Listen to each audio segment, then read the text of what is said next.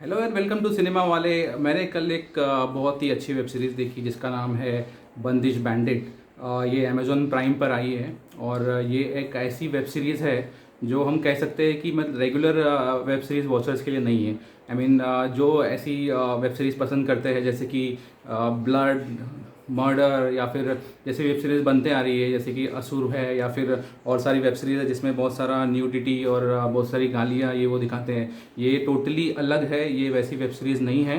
और this is a musical web series which is brought to you by Amazon Prime. Amazon Prime की मैं यहाँ तारीफ़ करूँगा बिकॉज जो रेंज आजकल वो लोग लेकर आ रहे हैं जैसे कि फोर मोर शॉर्ट्स प्लीज़ या फिर इनसाइड एज हो गया या फिर मिर्ज़ापुर हो गया। तो मैं ये कह सकता हूँ कि अमेज़ॉन प्राइम एक रेंज ऑफ वेब सीरीज़ का ट्राई कर रही है अलग अलग टॉपिक्स पे। और मैं कह सकता हूँ कि इंडियन फिल्म इंडस्ट्री में बंदिश बैंडिट जैसी वेब सीरीज़ मैंने कभी देखी नहीं है इसके पहले, जो कि एक म्यूज़िकल वेब सीरीज़ है। सो शुरू करते हैं हमारा रिव्यू इसके बारे में। सो ये कहानी अगर स्टोरी की मैं बात करूँ तो ये एक ऐसे म्यूज़िकल घराने की स्टोरी है जोधपुर की, जो मतलब अपनी म्यूज़िक को लेके बहुत सीरियस है और अपने घराने को आगे बढ़ाना चाहता है और अपनी म्यूज़िक पे कोई कॉम्प्रोमाइज़ नहीं करना चाहता। इस घर के मुखिया है नसीरुद्दीन शाह, जिन्होंने पंडित जी की भूमिका निभाई है, जो अपने बेटों को बहुत ही शिष्टाचार और से पाला है उन्होंने और म्यूज़िक की तालीम दी है। पर उनके दोनों बेटे म्यूज़िक में उतना कुछ कर नहीं पाते। अब उनके पोते हैं जो जिनकी भूमिका ऋत्विक भौमिक ने की है, इनका राधिका कैरेक्टर प्ले किया है इन्होंने। बहुत इनमें बहुत टैलेंट होता है म्यूज़िक को लेके, बट उनमें वो शिष्टाचार और वो उसको उस चीज़ को लेके म्यूज़िक को लेके जो सीरियसनेस जो म्यूज़िकल घरानों में होती है, आई मीन रजवाड़े ख़ानदानों की, तो वो उसकी कमी होती है जो नसीरुद्दीन शाह को हमेशा खलती है। तो सो बेसिकली यहाँ से शुरू होती है स्टोरी ऋत्विक की, जिन्होंने राधे का कैरेक्टर प्ले किया। ये कैसे अपने म्यूज़िकल घराने को आगे ले जाते हैं और उनकी जर्नी दिखाई गई है।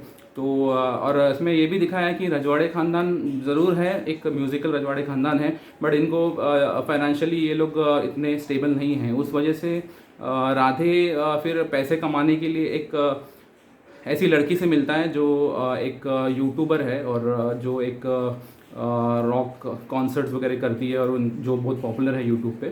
सो ये दोनों मिलके एक बैंड क्रिएट करते हैं विच इज़ नेम्ड एज बंदिश बैंडिट्स। सो ये बैंड बहुत पॉपुलर हो जाता है और उसमें काफ़ी पैसे कमा लेता है राधे। बट आगे जाकर राधे को फिर ये रियलाइज़ होता है कि उनके घराने को आगे ले जाने के लिए वो उत्तराधिकारी है और उसके लिए उसकी बहुत सारी रेस्पॉन्सिबिलिटीज़ है। तो वो कैसे वो रेस्पॉन्सिबिलिटीज़ निभाता है और कैसे जो लड़की है जो उन्हें मिलती है रॉकस्टार जो तमन्ना का कैरेक्टर प्ले किया है श्रेया चौधरी ने, तो उनसे उनसे उनको प्यार हो जाता है और वो उनके साथ अपने रिलेशन को कैसे आगे ले जाते हैं और अपने घराने की नाक को कैसे ऊपर रख पाते हैं लोगों के सामने, जो लोग उन्हें चैलेंज करते हैं म्यूज़िकल कॉन्सर्ट्स के लिए और कहते हैं कि अगर वो म्यूज़िकल कॉन्सर्ट्स वो ना जीते तो वो घराना मतलब हार जाएंगे उनके सामने। ऐसा सब दिखाया गया है। तो बेसिकली एक लास्ट में एक म्यूज़िकल एक म्यूज़िकल शो दिखाया जिसके अंदर उन्हें जीतना है, अगर वो नहीं जीते तो उनके घराने से वो हाथ धो बैठेंगे। तो बेसिकली जर्नी स्टोरी यही है कि वो कैसे इन सब चीज़ों से, इन जद्दोजहद से को पार कर पाते हैं, ये स्टोरी है। और मैं परफॉर्मेंसेस की बात करूँ तो नसीरुद्दीन शाह एज पंडित जी और ऋत्विक भौमिक एज राधे, श्रेया चौधरी एज तमन्ना, इन्होंने आउटस्टैंडिंग काम किया है। श्रेया चौधरी के लिए मैं खास ये कहना चाहूँगा कि जब जब वो स्क्रीन पर आई है उन्होंने काफ़ी स्क्रीन को लाइट अप किया है और बहुत मज़ा आता है उनको स्क्रीन पर देखने। उनकी कोऑर्डिनेशन राधे के साथ बहुत अच्छी रहती है और वो जो कॉन्सर्ट्स एक साथ करते हैं वो भी देखने में बड़ा मज़ा आता है। तो ये रहा उनके बारे में। और बाकी जैसे कास्ट है जो राधे के डैड, उनके चाचा और उनकी माँ की जो भूमिका निभाई है वो भी काफ़ी अच्छे हैं, उन्होंने एक्टिंग अच्छी की है। इसमें एक खास मेंशन मैं करूँगा कुणाल रॉय कपूर के लिए। कुणाल रॉय कपूर जो तमन्ना के मैनेजर दिखाए गए हैं इस वेब सीरीज़ में, उन्होंने काफ़ी एक लाफ्टर क्रिएट किया है और जो राधे के दोस्त का रोल किया है, जो 3 इडियट्स में मिलीमीटर का रोल कर चुके हैं। अब वो बड़े हो चुके हैं और उन्होंने काफ़ी मतलब कॉमेडी के क्षण प्रोवाइड किए हैं इस वेब सीरीज़ के अंदर। तो ये दो जन मतलब कॉमेडी का जिम्मा इन लोगों ने लिया है इस सीरीज़ के अंदर। और मैं इस सीरीज़ की सबसे ख़ास बात यह है कि इसकी सिनेमाटोग्राफी और इसका म्यूज़िक, जो जोधपुर के जो लोकेशंस, रजवाड़े के और महलों के जो लोकेशंस दिखाए हैं, जो उनके कॉस्ट्यूम्स है, ये इतने ऑथेंटिक वे में दिखाया गया है कि आपको लगेगा कि आप जोधपुर में ही हो। और मतलब जो story back and fourth Mumbai और जोधपुर में ट्रैवल करती है, बिकॉज तमन्ना वो मुंबई से है। सो जो मतलब जो दिखाया गया है कि कभी सिटी और कभी जोधपुर जैसा एक छोटा शहर, तो उसका जो कोऑर्डिनेशन है सिनेमाटोग्राफी में, वो बहुत ही अच्छे से किया है। और म्यूज़िक तो आई मीन एक म्यूज़िकल वेब सीरीज़ है, तो ऑब्वियसली इसका म्यूज़िक बहुत ही ज़बरदस्त है। शंकर एहसान लॉय ने इसका म्यूज़िक दिया है। शंकर एहसान लॉय में जो लॉय मेंडोसा, ये जो है बंदा, आई मीन जो म्यूज़िक डायरेक्टर है, इनको मैं बहुत पहले, जैसे मैं म्यूज़िक शॉप में काम करता था उस वक्त मैं इनको काफ़ी पर्सनली देख चुका हूँ, और इनकी क्लासिकल म्यूज़िक खरीदने वहाँ पे आते थे और सीडीज़ मुझसे ही खरीदा करते थे।